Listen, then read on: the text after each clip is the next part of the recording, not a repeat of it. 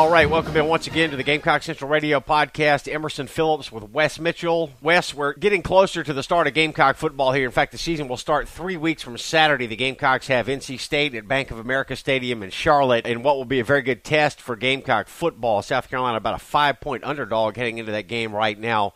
And we're going to talk about the offense a little bit today, Wes. I wanted to ask you about differences, changes that the offense will make this year. We know that a lot of the personnel is back.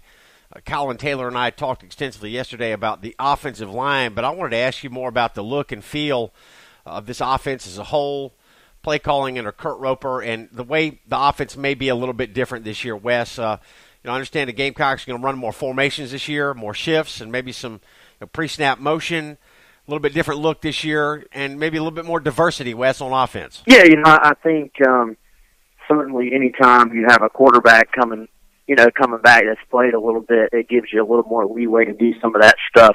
But I think specifically with South Carolina, you look a year ago and everything was new. Everything from how practices run to how meetings are run to, logistically where you're supposed to be at given times of the day. And, then you get down to the actual schemes and the terminology and all that was new too. I sort of always mention the fact that when a team has a new offensive coordinator or a new defensive coordinator, it is sort of a story going into that team's, year, going into that team's practice. And with South Carolina, you had all those things, the new OC, a new DC, new special teams, new head coach. Everything was different for South Carolina last year. So there's a certain comfort level that just simply is not there. I think when you look at what South Carolina has coming back on offense, a Jake Bentley, you have your running backs are all back, basically. Tyson Williams didn't play last year, but he was already on the team, so he was able to learn as well. You have your duo at receiver with Debo Samuel and Brian Edwards. You have Hayden Hurst and all those tight ends back. And you have a good portion of your offensive line back. So all these guys have played in this scheme for a year. That is something that you just, frankly, you can't buy that. You can't rush it either. It only is gained by experience. So I think once you have a comfort level with the base offensive scheme and the base terminology, then that allows you to do a little bit more, offensively or defensively. So I think that's something that'll be a major positive for Kurt Roper and for Travaris Robinson on the defensive side. Wes, we've talked a lot about Jake Bentley here on Gamecock Central Radio this preseason. We have not talked a lot about the backup quarterback position, so let's do that for a moment. And let's talk about the premium that will be placed on keeping Jake Bentley healthy this year. Obviously, with the questions about the players behind him and the lack of experience behind him, there's going to be a premium on keeping Jake Bentley clean and lowering the sack total from a year ago. So, we've talked about the offensive line and the need for the offensive line to improve, and one area that they need to improve in is pass protection, certainly. But there's ways to keep your quarterback clean without getting improved offensive line play, Wes, and one of those is to get the ball out quicker on designed passing plays, to have shorter drops and plays that are designed for the quarterback to get the ball out sooner. So how much of that are we going to see from Jake Bentley? How much of a part of the offense will that be this year? Yeah, I think it has to be a big part of the offense. Now, they're going to take their deep shots. One thing about Jake Bentley is he does have a quick release. He does make quick decisions. That's something he's worked on this offseason. Kurt Roper said something very interesting, or at least was interesting to me. You don't really normally think about it like this, but every single protection inherently has some weakness to it. So there's always, if the defense guesses right or has the right call on, there's always something the defense can do to sort of put you in a bad place on offense. But if you have the correct sort of checks and balances in place and you have the right protections in place and the ability to know where the weakness of that protection is, then, you can get the ball out, with hot routes. You can sort of change on the fly. If you know, it's one thing for the defense to have a free defender, rushing towards the quarterback, a free rusher, basically. That's not ideal, but if the quarterback knows where that free rusher is coming from, then he can do other things to sort of negate that. So I think that was something last year that, let's be honest, offensive line play was not good last year. Too many times, especially I thought in the run game, where South Carolina didn't get a push in short yardage situations. There were too many times where plays just got absolutely blown up. That has to be fixed. But there were other times where, if you just watch, maybe the offensive line gets blamed, and it was more of a call or a protection or a scheme or something like that was the bigger issue. So I think for South Carolina, having a quarterback with a greater knowledge of the protections and stuff like that, the ability to change a play at the line of scrimmage, the ability to check out of something, all those things are very, very important as far as not getting your quarterback hit. You asked about backup quarterback. It seems pretty clear that it's going to be Michael Scarnecchia. That's really the only name anybody seems to be mentioning. It doesn't seem like it's really a battle for number 2. Scarnecchia is the guy. But obviously, if South Carolina were to lose Jake Bentley for any foreseeable amount of time, that just changes the entire dynamic of what they're capable of offensively. So, there's no doubt about that. I think probably one of the top keys to this entire season is to keep Jake Bentley healthy. Not a lot of depth at quarterback right now for the Gamecocks. That's no secret coming into this new season. Wes, a couple of positions where the Gamecocks do appear to have good depth is wide receiver and tight end. And I wanted to get you to talk about, before we talk about tight ends, I wanted to get you to talk about 3 freshmen that are on the team this year. One is Ortre Smith, wide receiver from Wando, Shai Smith from Union County, and Jam Williams. We had heard that Jam Williams might get some time on offense, but it looks like he's working exclusively with the... Yeah, right now he's just a defensive guy. He's actually has taken some first-team reps. They've had some guys banged up in the defensive secondary.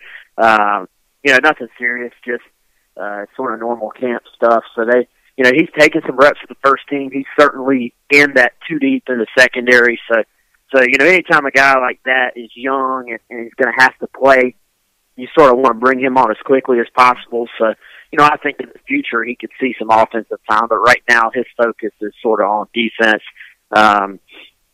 You mentioned Shai Smith, Ortre Smith. I think Shai Smith, to me, has been the talk of camp so far.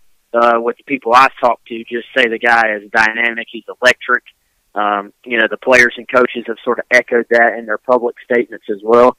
And then Ortre Smith coming along, he's a big-bodied guy, can make plays. I thought that Brian McClendon said it perfectly. You want receivers who can make plays when they're covered. I think that's something South Carolina actually, in the games they won last year, they did a very, very good job of that. You look at Missouri, how many passes in that game were caught where Bentley put the ball where only his receiver could make the play, and his receiver went up and made a play for him. So I think that's something Ortre Smith gives you with that just thickness and body type is, he can go up and get the football even if he's covered. So, those are all guys that are going to play roles for South Carolina. Now, you always want to be smart about the expectations there, especially at receiver. South Carolina's got guys that have experience that are ahead of those guys. I think Shai and is probably going to battle with Randricus Davis there in the slot to sort of be that third receiver when South Carolina goes to 3 wide receiver sets. And then you have Ortre Smith, who's going to be working on the outside, like behind a guy like Brian Edwards and sort of battling out there. But I think South Carolina's receiving corps, that they've got some young guys that will play, but that does sort of speak to their depth that they're building. I don't think they're quite there yet, but if those young guys can show they're absolutely ready, which the early signs are very positive, then all of a sudden they've gone from a position group that was extremely, thin going into last year, and they were just looking for guys who can make plays, period, looking for starters to really be in a good place this year. Drake Davis returned to practice this week, Wes, and it looks like he's ready to go. So I'm wondering, how often will these freshmen, Shai Smith or Trey Smith, how often might they be on the field this year? There's a lot of veterans, a lot of returning players in front of them on the depth chart. Yeah, I think those 2 guys are too talented to probably stay off the field. I think early on, you sort of lean on the guys that have been there. But even the thing about South Carolina is even the guys that have been there a little bit really haven't played. It's not like they've played 2 or 3 years or anything like that. Yeah. They played last year and they've played in this scheme 1 year. But, Drake Davis, he's been here a year longer than Shi Smith, but he's also been injured pretty much the entire time. And, this is a kid that is very, very talented. The staff is very high on. He's done a good job of staying engaged while he's been injured, but he's been injured for a while. So that obviously is going to lead to him being a bit rusty as well. So I think you have a nice little battle at that slot spot, probably with those two guys being the primary contenders. But then, to sort of segue to the other thing you're going to ask me about, but the tight ends, if you're a receiver, you're at times battling with tight ends to get on the field as well, because who's going to be on the field is partially going to be determined by that, because you're either going to have to make a decision: do I want to go like a 3-wide, 4-wide type set, or do I want to go 2 tight ends and get an extra tight end on the field, as good and deep as South Carolina tight ends are? Wes, I heard you and Chris on the GCR podcast last week, I believe it was, saying that the Gamecocks may run more 2 tight end sets this year. They've got Hayden Hurst back, all-SEC preseason player. Casey Crosby, a solid player a year ago, and Jacob August, another good player that not a lot of folks are talking about. But all 3 of these guys played last year. Oh yeah, well they were in 2 tight ends a ton last year. So I think I think that's the default. If you're the receivers, you have to almost prove, hey, we need to be on the field. We need a 3-wide set. I think so. Last year, a lot of times it was obviously Deebo Samuel and Brian Edwards on the outside at receiver, and then obviously Hayden Hurst is going to be on the field at almost all times. And you had either Casey Crosby in the slot or you had Jacob August out there as well. So those guys are in the mix. But then you look at the other guys at tight end. Keel Pollard, who had a great spring, is a very talented kid. Evan Henson, who helped out the basketball team a little bit on that Final Four run. He's a freak athlete. This is a guy nobody talks about, but is just an absolute monster of an athlete. He's had some good moments in practice. And then you even have Kyle Markway, who I don't think is, a freak athlete, but all those guys have a skill set that you could use in specific situations, I think. Markway, probably more of your blocking type. So, maybe at times in short yardage, you put Kyle Markway and Jacob August out there and, sort of use their skill set specifically with what you need to happen on offense at that given time. I think Keel Pollard, in some ways, is like a clone of Casey Crosby. They have similar skill sets. They have similar body types. He's almost a direct backup, I think, for – it's kind of interesting as I'm thinking about it. He's kind of a direct backup for Casey Crosby. Then you have Evan Henson, who is your sort of just a big athletic freak who can run. He's almost a direct backup to Hayden Hurst as far as their skill set goes. So, that is, to me, easily the deepest position on the entire roster, and is the position that South Carolina has inherited the best talent at as far as, the new coaching staff. So that's a position I don't think you have to worry about at all this year or for the foreseeable future. So those receivers have their work cut out for them if they're going to try to steal snaps from those second tight ends. Wes, before we wrap it up today, we know the Gamecocks will have a new place kicker and a new punter and a new long snapper here in 2017. So the kicking game appears to be a complete mystery at this point. Yeah, and you know what? I think that is I think that's a question mark, and I think that's probably a concern until you see those guys actually go out and do it. Alexander Wozniak is going to be the likely place kicker. Will be replacing the all-time leader at that position, Elliott Fry.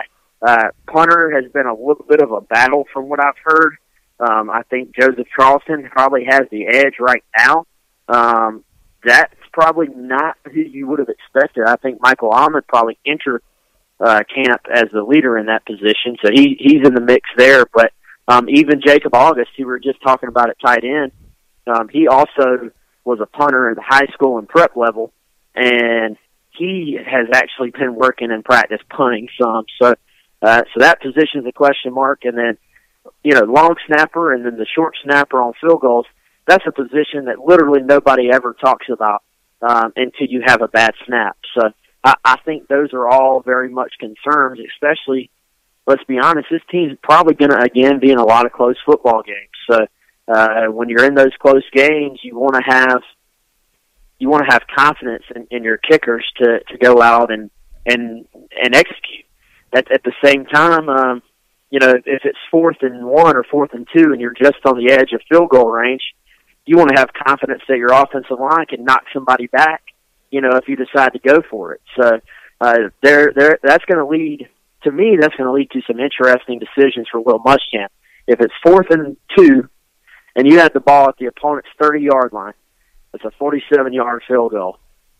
Are you going for it, or are you trotting your new kicker out there? I think that's going to be very, very intriguing to see what his mindset is earlier in the year on just situations like that. All right, Wes, we got the first scrimmage coming up on Saturday, and game week will be here before we know it. Absolutely, it'll be here before we know it. I said last week I feel like you have sort of a few markers when it comes to camp. Obviously, camp opening, first day of practice, that's a marker. Pads go on, that's sort of a second dividing point. And then your first scrimmage, I think, is another dividing point. Not that positions aren't already being earned, but positions are truly earned and lost in these scrimmage situations. So this will be a big, big opportunity for all those guys. And, you and Colin were talking about offensive line play.